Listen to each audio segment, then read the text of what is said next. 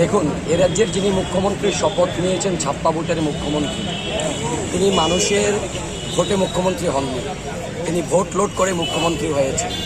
গত 4.5 বছর আগে যিনি রাজ্যের মুখ্যমন্ত্রীর দায়িত্ব পালন করেছেন, তিনি মানুষের উপর অত্যাচার করে এই রাজ্যটাকে শাসন করেছেন। ওনাকে যখন সরিয়ে দেওয়া হলো আর যাকে ভোটের আগে মুখ্যমন্ত্রী করা হলো, তিনি যখন ভোট লুট করে মুখ্যমন্ত্রী হলেন, তিনি গণতন্ত্র বিশ্বাস করেন না।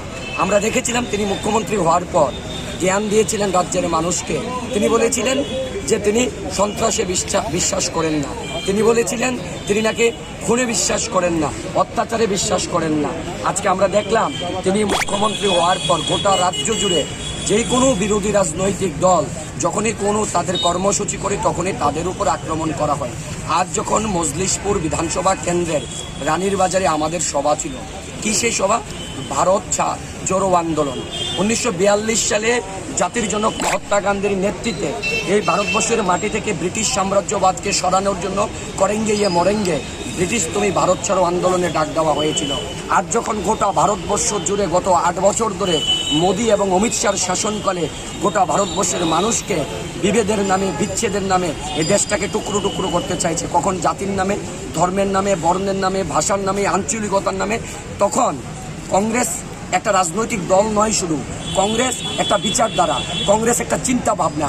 যখন আমাদের সভানেত্রী, দেশের প্রিয় নেত্রী সোনিয়া গান্ধীজি দেখলো এই দেশকে টুকরো টুকরো করতে চাইছে মোদী এবং অমিত শাহ, তখন এই দেশকে বাঁচিয়ে রাখার জন্য, এ দেশের স্বাধীনতা, এদেশের গণতন্ত্র, এদেশের মানুষের বাক স্বাধীনতা, মানুষের সংস্কৃতিকে বাঁচিয়ে রাখার জন্য, আর্থসামাজিক অবস্থাকে বাঁচিয়ে রাখার জন্য তখন সর্বভারতীয় কংগ্রেস কমিটির পক্ষ থেকে ভারত জোড়ো আন্দোলনের ডাক দিয়েছেন। আজ রাখি বন্ধন আপনারা সবাই জানেন, 1905 খ্রিস্টাব্দে যখন এই বাংলা ভাগ হচ্ছিল, তখন কবিগুরু রবীন্দ্রনাথ ঠাকুর কী করেছিলেন?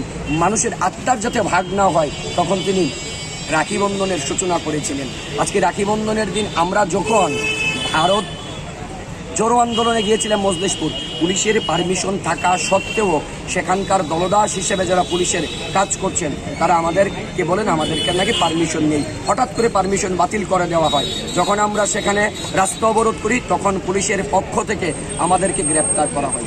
গ্রেপ্তার করার পর পুলিশের কাস্টডিতে থাকা অবস্থায় পুলিশের গাড়িতে এই ব্রিটিশ জনতা পার্টির গুন্ডারা তারা আমাদেরকে আক্রমণ করে। সেখানে মহিলা কংগ্রেস নেত্রী আক্রান্ত হয়েছেন, প্রদেশ কংগ্রেস সভাপতি আক্রান্ত হয়েছেন, কার্যকরী সভাপতি আক্রান্ত হয়েছেন, যুব কংগ্রেসের গাড়ি ভাঙচুর করা হয়েছে।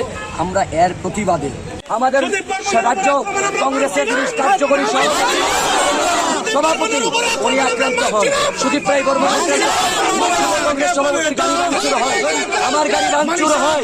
এই রাজ্যে একটা অরাজকতা চলছে এবং এই রাজ্যের স্বরাষ্ট্রমন্ত্রী 100% ব্যর্থ এবং নিষ্ক্রিয়। মানিক সাহা বিপ্লবকে পরিচালনা করেছে।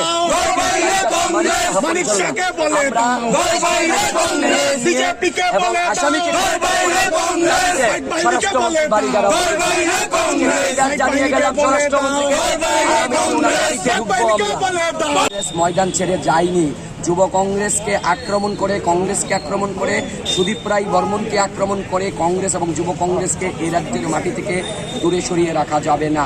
আজকে শুধু টেইলার ছিল, আগামী দিনে এই রাজ্যের মাটি থেকে যিনি ব্যর্থ স্বরাষ্ট্রমন্ত্রীর দায়িত্ব পালন করছেন ওনার গদি ছাড়া হবে যুব কংগ্রেসের নেতৃত্বে।